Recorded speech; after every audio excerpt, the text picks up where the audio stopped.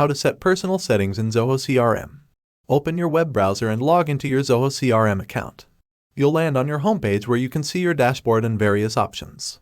In the top right corner of your screen, find the gear icon. It looks like a small cogwheel. Click on this icon to open the settings menu. In the settings menu that appears, look for the option labeled Personal Settings. Click on it to access the settings you can customize. Find your name on the screen. There will be a small pencil icon next to it. Click on this pencil icon to start editing your user information.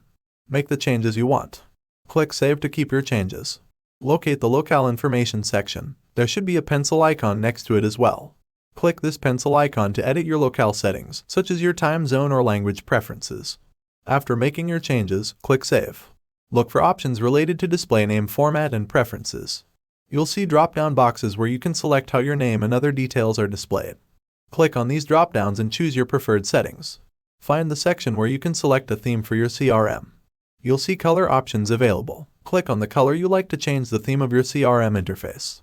Thanks for watching. If this guide helped you set up your personal settings in ZOHO CRM, be sure to like and subscribe for more tips and tutorials. If you have any questions, drop them in the comments below. See you next time.